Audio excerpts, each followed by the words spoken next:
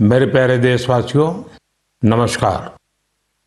आज पूरा देश आतंकवाद के खिलाफ एकजुट है, आक्रोश से भरा हुआ है, संकल्पबद्ध है।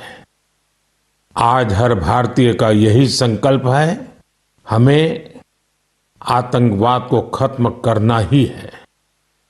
साथियों, ऑपरेशन सिंदूर के दौरान हमारी सेनाओं ने जो पराक्रम दिखाया है, उसने हर हिंदुस्तानी का सिर ऊंचा कर दिया है।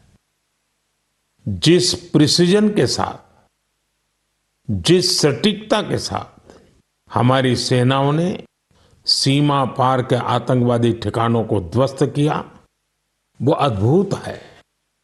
ऑपरेशन सिंदूर ने दुनिया भर में आतंक के खिलाफ लड़ाई को नया विश्वास और उत्साह दिया है। साथियों, ऑपरेशन सिंदूर सिर्फ एक सैन्य मिशन नहीं है, ये हमारे संकल्प, साहस और बदलते भारत की तस्वीर है। और इस तस्वीर ने पूरे देश को देशभक्ति के भावों से भर दिया है, तिरंगे में रंग दिया है। आपने देखा होगा, देश के कई शहरों में, गांवों में, छोटे छोटे कस्बों में तिरंगा यात्राएं निकाली गई। हजारों लोग हाथों में तिरंगा लेकर देश की सेना, उसके प्रति वंदन अभिनंदन करने निकल पड़े। कितने ही शहरों में सिविल डिफेंस वॉलेंटियर बनने के लिए बड़ी संख्या में युवा एकजुट हो गए। और हमने देखा, चंडीगढ़ के वीडियो तो काफी वायरल हुए थे। सोशल मीडिया पर कविताएं लिखी जा रही थी, संकल्प गीत गाए जा रहे थे, छोटे छोटे बच्चे पेंटिंग्स बना रहे थे जिनमें बड़े संदेश छुपे थे। मैं अभी 3 दिन पहले बीकानेर गया था। वहां बच्चों ने मुझे ऐसी ही एक पेंटिंग भेंट की थी।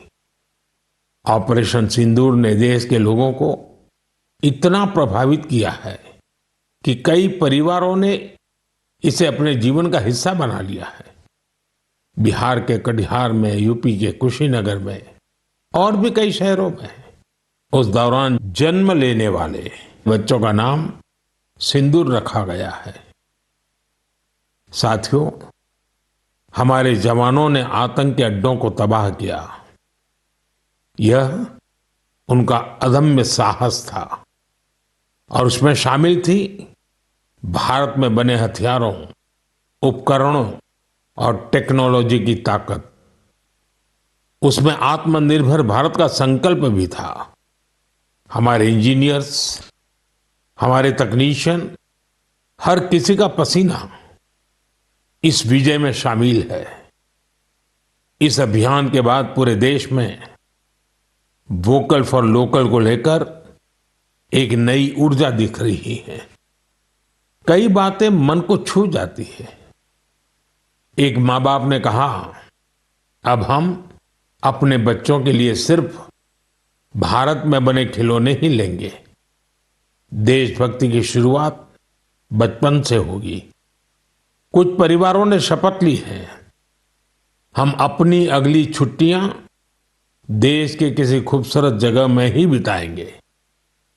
कई युवाओं ने मेड इन इंडिया का संकल्प लिया है, वो देश में ही शादी करेंगे।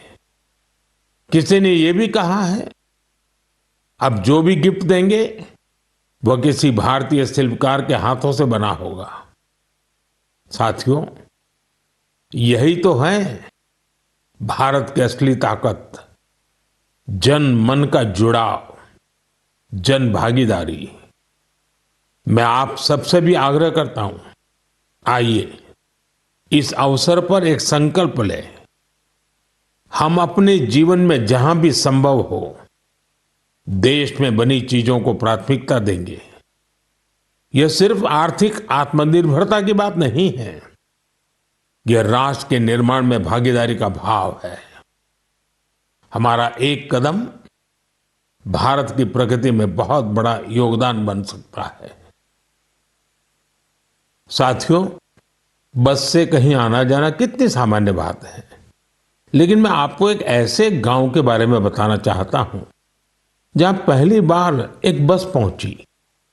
इस दिन का वहां के लोग वर्षों से इंतजार कर रहे थे और जब गांव में पहली बार बस पहुंची तो लोगों ने ढोल नगाड़े बजाकर उसका स्वागत किया। बस को देखकर लोगों की खुशी का ठिकाना नहीं था। गांव में पक्की सड़क थी, लोगों को जरूरत थी, लेकिन पहले कभी यहां बस नहीं चल पाई थी। क्यों? क्योंकि ये गांव माओवादी हिंसा से प्रभावित था। यह जगह है महाराष्ट्र के गढ़चिरौली जिले में और इस गांव का नाम है काटेजरी। काटेजरी में आए इस परिवर्तन को आसपास के पूरे क्षेत्र में महसूस किया जा रहा है। अब यहां हालात तेजी से सामान्य हो रहे हैं। माओवाद के खिलाफ सामूहिक लड़ाई से अब ऐसे क्षेत्रों तक भी बुनियादी सुविधाएं पहुंचने लगी हैं। गांव के लोगों का कहना है कि बस के आने से उन लोगों का जीवन बहुत आसान हो जाएगा। साथियों, मन की बात में हम छत्तीसगढ़ में हुए बस्तर ओलंपिक और माओवाद प्रभावित क्षेत्रों में साइंस लैब पर चर्चा कर चुके हैं। यहाँ के बच्चों में साइंस का पैशन है, वो स्पोर्ट्स में भी कमाल कर रहे हैं। ऐसे प्रयासों से पता चलता है कि इन इलाकों में रहने वाले लोग कितने साहसी होते हैं। इन लोगों ने तमाम चुनौतियों के बीच अपने जीवन को बेहतर बनाने की राह चुनी है। मुझे यह जानकर भी बहुत खुशी हुई कि 10वीं और 12वीं की परीक्षाओं में दंतेवाड़ा जिले के नतीजे बहुत शानदार रहे हैं। करीब 95% रिजल्ट के साथ ये जिला 10वीं के नतीजों में टॉप पर रहा। वहीं 12वीं की परीक्षा में इस जिले ने छत्तीसगढ़ में छठा स्थान हासिल किया। सोचिए, जिस दंतेवाड़ा में कभी माओवाद चरम पर था, वहां आज शिक्षा का परचम लहरा रहा है। ऐसे बदलाव हम सभी को गर्व से भर देते हैं। मेरे प्यारे देशवासियों, अब मैं लायंस, शेरों से जुड़ी एक बड़ी अच्छी खबर आपको बताना चाहता हूं। पिछले केवल 5 वर्षों में गुजरात के गीर में शेरों की आबादी 674 से बढ़कर 891 हो गई है। 674 से 891। लायन सेंसस के बाद सामने आई शेरों की ये संख्या बहुत उत्साहित करने वाली है। साथियों, आप में से बहुत से लोग यह जानना चाह रहे होंगे कि आखिर ये एनिमल सेंसस होती कैसे है। ये एक्सरसाइज बहुत ही चुनौतीपूर्ण है। आपको यह जानकर हैरानी होगी कि लायन सेंसस 11 जिलों में 35,000 वर्ग किलोमीटर के दायरे में की गई थी। सेंसस के लिए टीमों ने राउंड द क्लॉक यानी 2400 घंटे इन क्षेत्रों की निगरानी की। इस पूरे अभियान में वेरिफिकेशन और क्रॉस वेरिफिकेशन दोनों किए गए। इससे पूरी बारीकी से शेरों की गिनती का काम पूरा हो सका। साथियों, एशियाटिक लायन की आबादी में बढ़ोतरी ये दिखाती है कि जब समाज में ओनरशिप का भाव मजबूत होता है तो कैसे शानदार नतीजे आते हैं।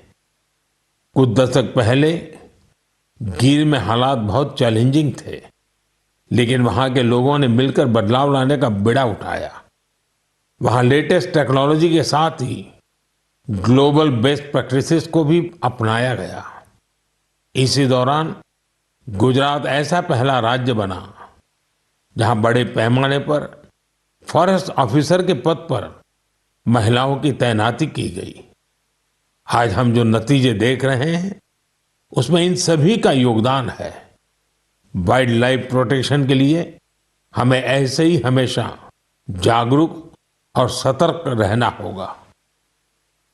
मेरे प्यारे देशवासियों, 2-3 दिन पहले ही मैं पहली राइजिंग नॉर्थ ईस्ट समिट में गया था। उससे पहले हमने नॉर्थ ईस्ट के सामर्थ्य को समर्पित अष्टलक्ष्मी महोत्सव भी मनाया था। नॉर्थ ईस्ट की बात ही कुछ और है। वहाँ का सामर्थ्य, वहाँ का टैलेंट वाकई अद्भुत है। मुझे एक दिलचस्प कहानी पता चली है क्राफ्टेड फाइबर्स की। क्राफ्टेड फाइबर्स ये सिर्फ एक ब्रांड नहीं, सिक्किम की परंपरा, बुनाई की कला और आज के फैशन की सोच, तीनों का सुंदर संगम है। इसकी शुरुआत की डॉक्टर चेवांग नोरबू भूटिया ने। पेशे से वो वेटरनरी डॉक्टर है और दिल से सिक्किम की संस्कृति के सच्चे ब्रांड एम्बेसडर। उन्होंने सोचा क्यों न बुनाई को एक नया आयाम दिया जाए और इसी सोच से जन्म हुआ क्राफ्टेड फाइबर का। उन्होंने पारंपरिक बुनाई को मॉडर्न फैशन से जोड़ा और इसे बनाया एक सोशल एंटरप्राइज। अब उनके यहाँ केवल कपड़े नहीं बनते, उनके यहाँ जिंदगियां बुनी जाती है। वे लोकल लोगों को स्किल ट्रेनिंग देते हैं, उन्हें आत्मनिर्भर बनाते हैं। गांवों के बुनकर, पशुपालक और सेल्फ हेल्प ग्रुप, इन सबको जोड़कर डॉक्टर भूटिया ने रोजगार के नए रास्ते बनाए हैं। आज स्थानीय महिलाएं और कारीगर अपने हुनर से अच्छी कमाई कर रहे हैं। क्राफ्टेड फाइबर्स के शॉल, स्टॉल, दस्ताने, मोजे सब लोकल हैंडलूम से बने होते हैं। इसमें जो ऊन का इस्तेमाल होता है वो सिक्किम के खरगोशों और भेड़ों से आता है। रंग भी पूरी तरह प्राकृतिक होते हैं, कोई केमिकल नहीं, सिर्फ प्रकृति की रंगत। डॉक्टर भूटिया ने सिक्किम की पारंपरिक बुनाई और संस्कृति को एक नई पहचान दी है। डॉक्टर भूटिया का काम हमें सिखाता है कि जब परंपरा को पैशन से जोड़ा जाए तो वो दुनिया को कितना लुभा सकती है। मेरे प्यारे देशवासियों, आज मैं आपको एक ऐसे शानदार व्यक्ति के बारे में बताना चाहता हूं जो एक कलाकार भी हैं और जीती जागती प्रेरणा भी है। नाम है जीवन जोशी, उम्र 65 साल। अब सोचिए, जिनके नाम में ही जीवन हो वो कितनी जीवंतता से भरे होंगे। जीवन जी उत्तराखंड के हल्द्वानी में रहते हैं। बचपन में पोलियो ने उनके पैरों की ताकत छीन ली थी, लेकिन पोलियो उनके हौसलों को नहीं छीन पाया। उनके चलने की रफ्तार भले ही कुछ धीमी हो गई, लेकिन उनका मन कल्पना की हर उड़ान उड़ता रहा। इसी उड़ान में जीवन जी ने एक अनोखी कला को जन्म दिया। नाम रखा बगेट। इसमें वो चीड़ के पेड़ों से गिरने वाली सूखी छाल से सुंदर कलाकृतियां बनाते हैं। वो छाल जिसे लोग आमतौर पर बेकार समझते हैं, जीवन जी के हाथों में आते ही धरोहर बन जाती है। उनकी हर रचना में उत्तराखंड की मिट्टी की खुशबू होती है। कभी पहाड़ों के लोक वाद्य यंत्र, तो कभी लगता है जैसे पहाड़ों की आत्मा उस लकड़ी में समा गई हो। जीवन जी का काम सिर्फ कला नहीं, एक साधना है। उन्होंने इस कला में अपना पूरा जीवन समर्पित कर दिया है। जीवन जोशी जैसे कलाकार हमें याद दिलाते हैं कि परिस्थितियां चाहे जैसी भी हो, अगर इरादा मजबूत हो तो नामुमकिन कुछ नहीं। उनका नाम जीवन है और उन्होंने सच में दिखा दिया कि जीवन जीना क्या होता है। मेरे प्यारे देशवासियों, आज कई ऐसी महिलाएं हैं जो खेतों के साथ ही अब आसमान की ऊंचाइयों पर काम कर रही हैं। जी हाँ, आपने सही सुना। अब गांव की महिलाएं ड्रोन दीदी बनकर ड्रोन उड़ा रही हैं और उससे खेती में नई क्रांति ला रही है। साथियों, तेलंगाना के संगारेड्डी जिले में कुछ समय पहले तक जिन महिलाओं को दूसरों पर निर्भर रहना पड़ता था, आज वे ही महिलाएं ड्रोन से 50 एकड़ जमीन पर दवा के छिड़काव का काम पूरा कर रही है। सुबह 3 घंटे, शाम 2 घंटे और काम निपट गया। धूप की तपन नहीं, जहर जैसे केमिकल्स का खतरा नहीं। साथियों, गांव वालों ने भी इस परिवर्तन को दिल से स्वीकार किया है। अब ये महिलाएं ड्रोन ऑपरेटर नहीं, स्काई वॉरियर्स के नाम से जानी जाती है। ये महिलाएं हमें बता रही हैं, बदलाव तब आता है जब तकनीक और संकल्प एक साथ चलते हैं। मेरे प्यारे देशवासियों, अंतर्राष्ट्रीय योग दिवस में अब 1 महीने से भी कम समय बचा है। ये अवसर याद दिलाता है कि अगर आप अब भी योग से दूर हैं तो अब योग से जुड़े। योग आपका जीवन जीने का तरीका बदल देगा। साथियों, 21 जून 2015 में योग दिवस की शुरुआत के बाद से ही इसका आकर्षण लगातार बढ़ रहा है। इस बार भी योग दिवस को लेकर दुनिया भर में लोगों का जोश और उत्साह नजर आ रहा है। अलग अलग संस्थान अपनी तैयारियां साझा कर रहे हैं। बीते वर्षों की तस्वीरों ने बहुत प्रेरित किया है। हमने देखा है, अलग अलग देशों में किसी साल लोगों ने योग चेन बनाई, योग रिंग बनाई। ऐसी बहुत ही तस्वीरें हैं जहां एक साथ 4 जनरेशन मिलकर योग कर रही हैं। बहुत से लोगों ने अपने शहर की आइकॉनिक प्लेसेस को योग के लिए चुना। आप भी इस बार कुछ इंटरेस्टिंग तरीके से योग दिवस मनाने के बारे में सोच सकते हैं। साथियों, आंध्र प्रदेश की सरकार ने योग आंध्र अभियान शुरू किया है। इसका उद्देश्य पूरे राज्य में योग संस्कृति को विकसित करना है। इस अभियान के तहत योग करने वाले 10 लाख लोगों का एक पूल बनाया जा रहा है। मुझे इस वर्ष विशाखापत्तनम में योग दिवस कार्यक्रम में शामिल होने का अवसर मिलेगा। मुझे जानकर अच्छा लगा कि इस बार भी हमारे युवा साथी देश की विरासत से जुड़ी आइकॉनिक प्लेसेस पर योग करने वाले हैं। कई युवाओं ने नए रिकॉर्ड बनाने और योग चेन का हिस्सा बनने का संकल्प लिया है। हमारे कॉरपोरेट्स भी इसमें पीछे नहीं है। कुछ संस्थानों ने ऑफिस में ही योग अभ्यास के लिए अलग स्थान तय कर दिया है। कुछ स्टार्टअप्स ने अपने ऑफिस योग अवर्स तय कर दिए हैं। ऐसे भी लोग हैं जो गांवों में जाकर योग सिखाने की तैयारी कर रहे हैं। हेल्थ और फिटनेस को लेकर लोगों की ये जागरूकता मुझे बहुत आनंद देती है। साथियों, योग दिवस के साथ साथ आयुर्वेद के क्षेत्र में भी कुछ ऐसा हुआ है जिसके बारे में जानकर आपको बहुत खुशी होगी। कल ही यानी 24 मई को WHO के डायरेक्टर जनरल और मेरे मित्र तुलसी भाई की मौजूदगी में एक MOU साइन किया गया है। इस एग्रीमेंट के साथ ही International Classification of Health Interventions के तहत एक डेडिकेटेड ट्रेडिशनल मेडिसिन मॉड्यूल पर काम शुरू हो गया है।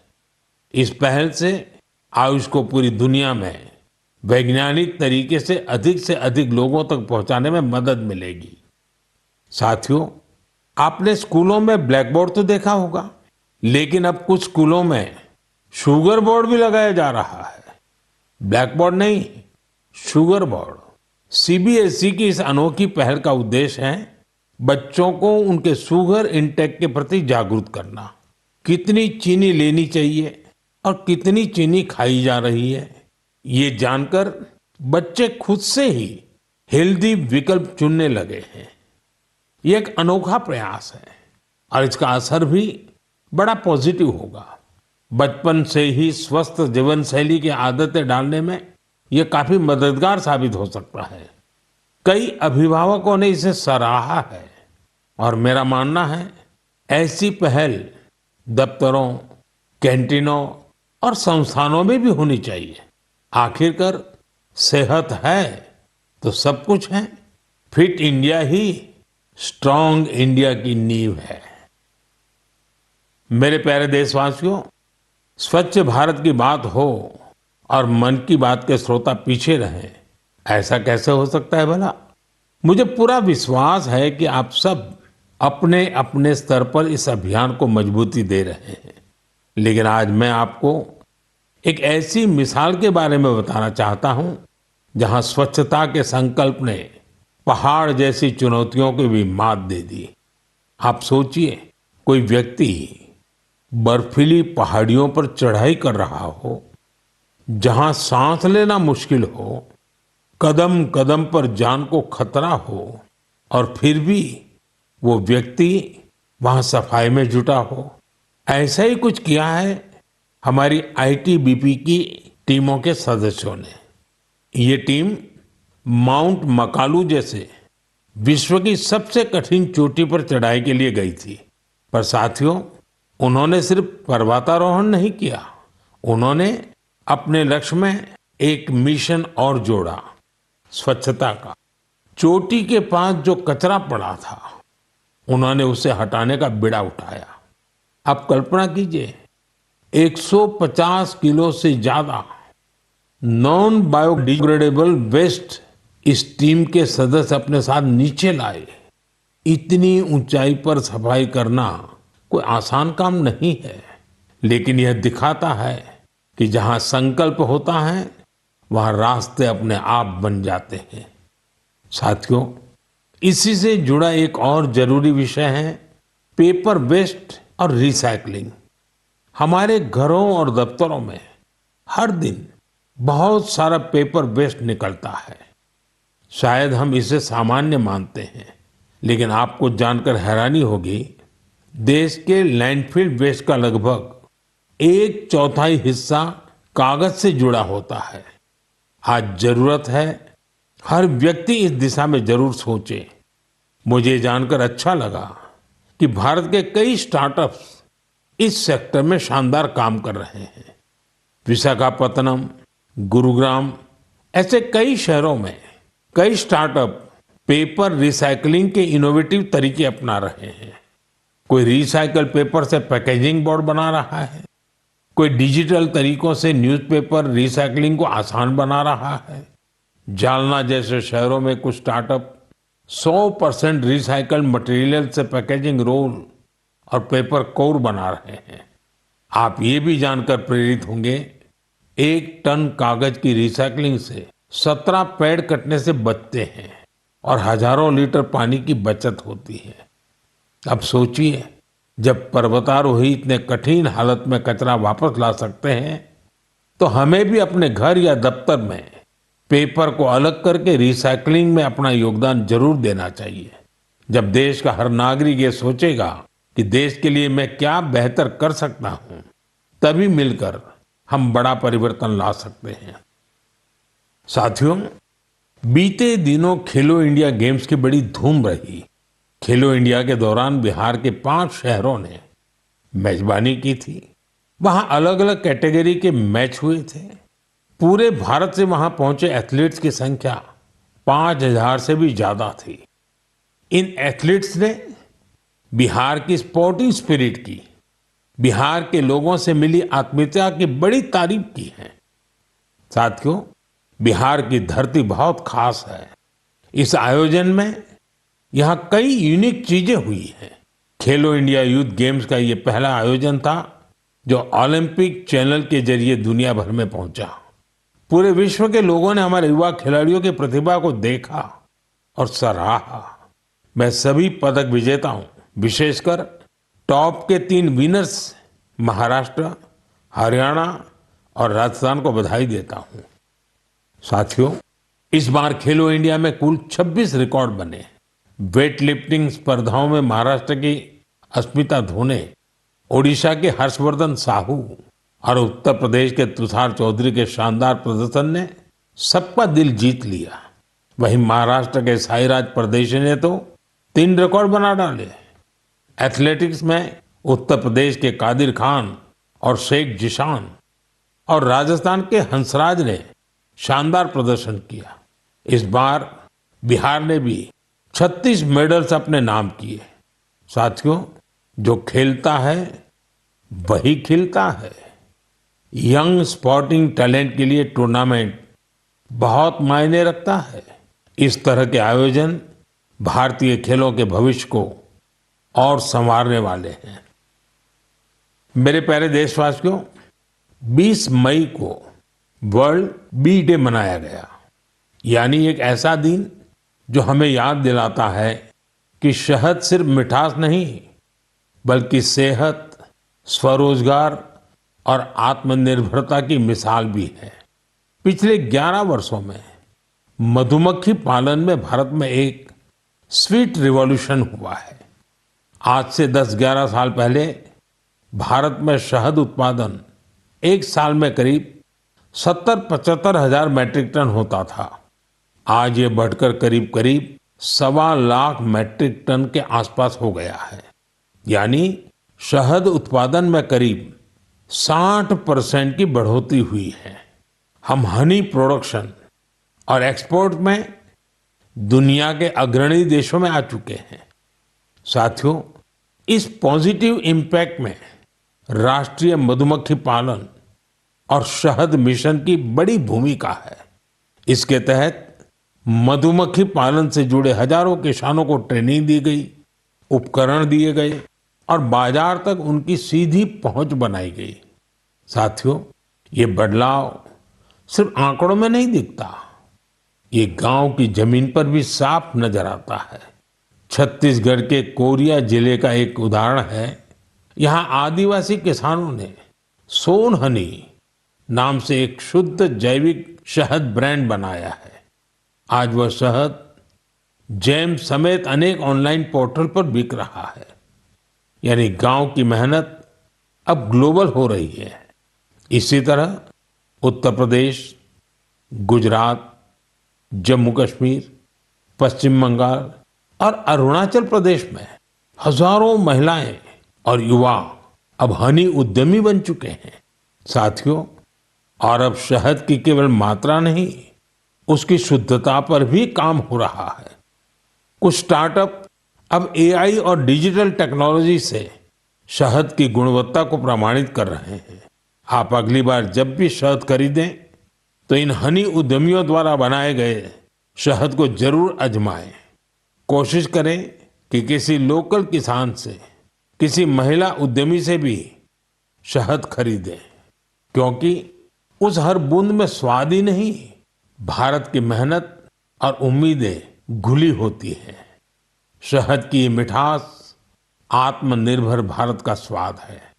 साथियों, जब हम शहद से जुड़े देशों के प्रयासों की बात कर रहे हैं तो मैं आपको एक और पहल के बारे में बताना चाहता हूं।